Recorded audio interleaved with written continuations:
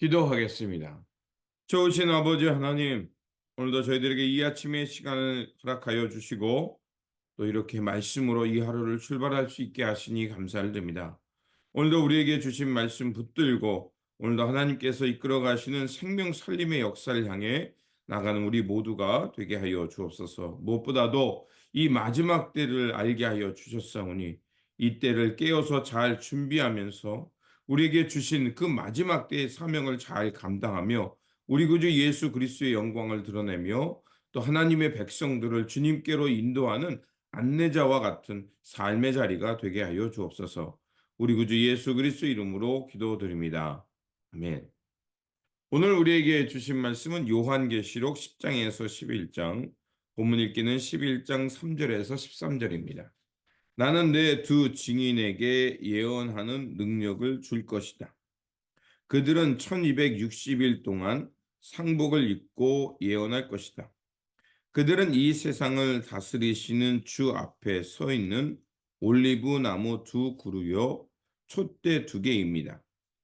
그들을 해하려고 하는 사람이 있으면 그들의 입에서 불이 나와서 그 원수를 삼켜버릴 것입니다. 그들을 해하려는 하는 사람은 누구나 이와 같이 죽임을 당하고 말 것입니다. 그들은 자기들이 예언 활동을 하는 동안에 하늘을 닫아 비가 내리지 못하게 할 수 있는 권세를 가지고 있습니다. 또 물을 피로 변하게 하는 권세와 그들이 원하는 대로 몇 번이든지 어떤 재앙이든지 땅을 칠 수 있는 권세를 가지고 있습니다. 그러나 그들이 증언을 마칠 때 아비소스에서 올라오는 짐승이 그들과 싸워서 이기고 그들을 죽일 것입니다. 그리고 그들의 시체는 그 큰 도시의 넓은 거리에 내버리게 될 것입니다. 그 도시는 영적으로 소돔 또는 이집트라고도 하는데 곧 그들의 주님이 십자가에 달리신 곳입니다. 여러 백성과 종족과 언어와 민족에 속한 사람들이 사흘 반 동안 그 두 예언자의 시체를 볼 것이며 그 시체가 무덤에 안장되는 것을 허락하지 않을 것입니다. 그리고 땅 위에 사는 사람들이 그 시체를 두고 기뻐하고 즐거워하고 서로 선물을 보낼 것입니다. 그것은 이 두 예언자가 땅 위에 사는 사람들을 괴롭혔기 때문입니다. 그러나 사흘 반이 지난 뒤에 하나님께서 생명의 기운이 나와서 그들 속으로 들어가니 그들이 제 발로 일어섰습니다. 그것을 목격한 사람들은 큰 두려움에 사로잡혔습니다. 그 두 예언자가 하늘로부터 자기들에게로 이리 오너라 하는 큰 소리를 울리는 것을 듣고 구름을 타고 하늘로 올라가니 그들의 원수들이 그것을 지켜보았습니다.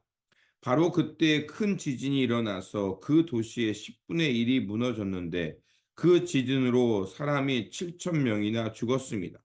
그리고 살아남은 사람은 두려움에 쌓여서 하늘에 계신 하나님께 영광을 돌렸습니다.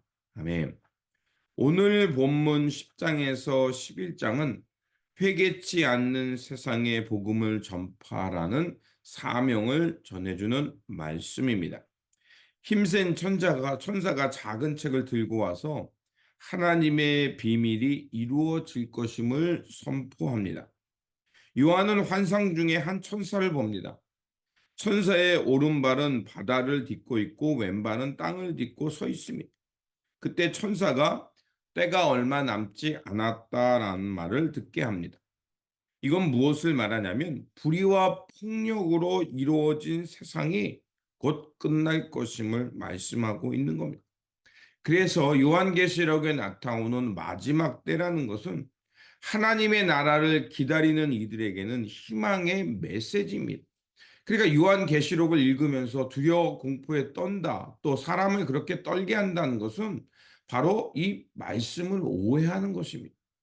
믿음을 지키며 하나님의 때를 기다리는 사람들에게는 이제 우리 주 예수 그리스도께서 만왕의 왕, 평화의 왕으로 오시기 때문에 이제 이 땅의 불의와 폭력이 사라지기 때문에 기쁨의 날이 되는 것입니다. 그런데 특이한 점은 그 말씀을 기록하지 말라고 말합니다. 이 말씀이 표현하는 것은 하나님의 큰 비밀이 나타나기 때문에 인간이 우리가 그것을 다 이해하고 기록할 수 없다는 것을 말하는 겁니다. 그렇다면 하나님께서 우리 가운데 나타내는 그 신비한 비밀은 무엇입니까? 그 신비한 비밀은 바로 하나님의 지혜, 예수 그리스도의 십자가의 은총을 통해서 새롭게 구원받는 길이 열리는 것입니다. 바로 하늘에서 그 음성이 들려온다는 것입니다. 그리고서 이런 말씀이 드립니다. 너는 가서 바다와 땅을 밟고 서 있는 그 천사에게 손을 펴서 작은 두루마리를 받으라고 말합니다. 자, 작은 두루마리는 무엇을 말하겠습니까? 바로 하나님의 계시를 말합니다. 하나님의 계시, 말씀을 받아서 그걸로 우리가 그것을 우리의 귀를 열고 먹어서 소화시켜야 한다는 것입니다. 즉 이것은 우리가 하나님의 말씀을 향해 나아가야 된다는 것이고 또 마음의 문을 열어서 그 말씀을 우리 안으로 내면으로 받아들여야 된다는 것입니다. 말씀을 받아들이는 것은 우리의 영역입니다. 그렇게 우리가 그 말씀을 받아서 우리가 생명의 줄로 생명의 기준으로 삼을 때 바로 우리에게 하나님의 구원의 신비의 열쇠가 열린다는 것입니다. 또한 10장 9절에서는 또 이렇게 말합니다. 이것을 받아 먹어라. 이것은 너의 배에 쓰겠지만 너의 입에는 꿀같이 달 것이다 라는 말씀이 나옵니다. 말씀을 먹을 때 그것은 우리의 귀뿐만이 아니라 우리의 내면을 흔들어댑니다. 그렇기 때문에 우리의 삶이 또 우리 안에 잠자고 있었던 그 양심이 깨어나기 때문에 처음에는 불편합니다. 하지만 그 말씀을 향해 살아갈 때 바로 하나님의 은혜와 은총을 경험하기 때문에 우리의 삶은 말씀을 통해 마치 꿀을 먹는 단 것처럼 그 하나님의 은혜를 깨닫고 살아간다는 것입니다. 그렇게 그 말씀을 우리의 삶으로 번역해내는 과정이 필요하다는 것입니다. 그래서 10장 10절은 이렇게 말합니다. 나는 그 천사의 손에서 그 작은 두루마리를 받아서 삼켰다. 그것이 내 입에는 꿀같이 달았으나 먹고 나니 뱃속은 쓰라렸습니다. 라고 말합니다. 그렇습니다. 때로는 우리가 하나님의 말씀을 받아 살아갈 때 우리의 현실의 삶과 충돌할 때가 있습니다. 그러나 그때 하나님의 말씀을 향해 순종해 갈 때 그 말씀은 살아서 운동력이 있어서 우리의 삶을 변화시키며 말씀을 통해 하나님의 은혜를 깨닫게 됩니다. 그리고 11장에서는 마지막 때 있을 핍박을 말합니다. 2절과 3절은 이렇게 말합니다. 그러나 그 성전 바깥들을 측량하지 말고 내버려 두어라. 그것은 이방 사람들에게 내어 주었기 때문이다. 그들이 그 거룩한 도성을 42달 동안 짓밟을 것이다. 나는 내 두 증인에게 예언하는 능력을 줄 것이다. 그들은 1260일 동안 상복을 입고 예언할 것이다. 자, 상복은 언제 입죠? 바로 슬픔, 죽음이 있을 때를 말합니다. 그리고 하나님께서는 성전 바깥들을 측량하지 말라고 말합니다. 그것은 무엇입니까? 성전 밖의 땅은 죽음과 핍박이 있음을 말하고 있는 것입니다. 2달 반, 42달 동안 짓밟는다. 그리고 1260일이 나옵니다. 이것은 무엇을 말하냐면 아비소스, 즉, 바닥이 없는 그 어둠에서 악이 나타나서 하나님의 백성을 핍박한다는 뜻입니다. 그러나 그 핍박의 때가 끝나고 나면 그 두 주인을 능해 선포됐던 하나님의 신비한 승리의 방법, 즉 예수 그리스도의 십자가를 통해서 마침내 그 땅, 그 폭력의 땅은 사라지고 하나님의 사랑과 은총의 땅이 열릴 것임을 말하고 있습니다. 그래서 4절은 이렇게 말합니다.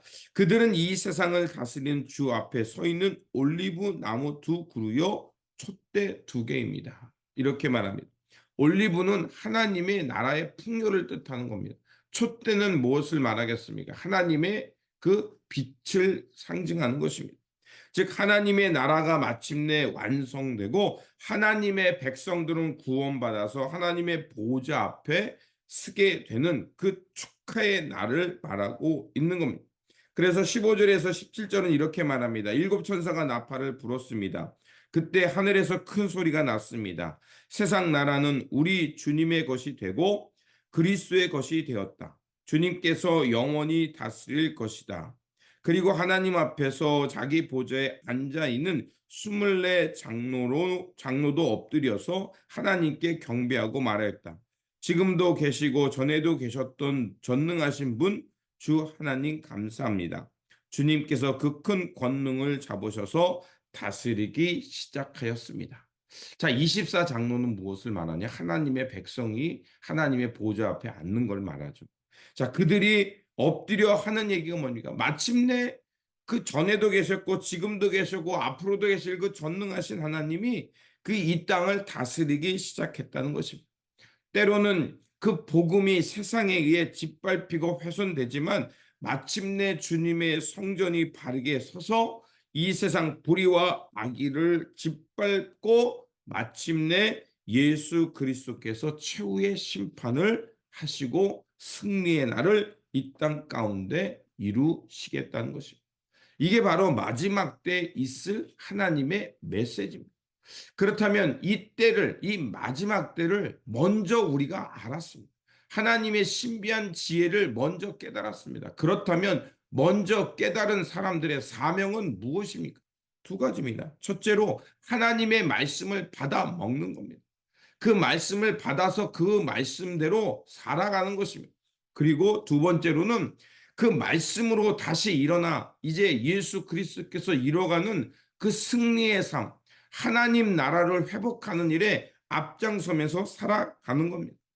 이렇게 우리가 삶으로 하나님의 나라를 향해 살아갈 때 많은 사람들, 교회 밖에 있는 사람들, 진노의 대상이 되었던 사람들이 하나님의 은혜와 구원이 무엇인지를 알고 그들이 하나님께로 돌아오게 하는 것, 그것이 바로 오늘 이 땅의 교회의 사명이며 이 땅에 남아있는 주님의 구루터기의 사명인 것입니다. 그렇습니다. 교회는 마지막 때가 무엇인지를 알고 그때를 준비하는 것입니다.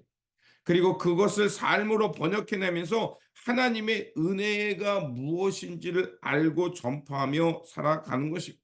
그리고 진노와 하나님의 심판의 대상이 되었던 사람들을 예수 그리스도의 복음을 통해서 회개하고 돌이켜서 이제 심판에서 벗어나 하나님의 구원과 생명을 얻도록 그 하나님의 길을 내는 안내자, 바로 이정표와 같은 사람이 되어 살아가는 것입니다.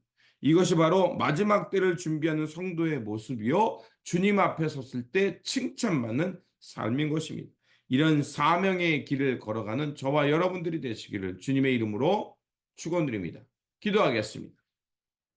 사랑과 은혜가 풍성하신 하나님, 마지막 때를 알게 하시고 그때를 준비하며 살게 하시니 감사를 드립니다. 하나님의 마지막 때의 그 신비한 은혜를 깨닫게 하여 주셨으니 2000년 전에 예수 그리스도를 통해 드러난 하나님의 그 은혜와 구원의 날을 기억하며 살게 하여 주옵소서. 그리고 그 은혜를 통해서 다시 한번 서로 사랑하며 섬기며 주님의 생명의 교회가 되게 하여 주시고 그 마지막 날에 있음을 알고 이웃들에게 그 마지막 때를 선포하면서 주님의 다시 오심을 깨어 준비하며 주님의 신비한 은혜와 사랑을 경험하며 살아갈 수 있도록 안내하는 안내자와 같은 삶의 자리가 되게 하여 주옵소서. 우리 구주 예수 그리스도 이름으로 기도드립니다. 아멘.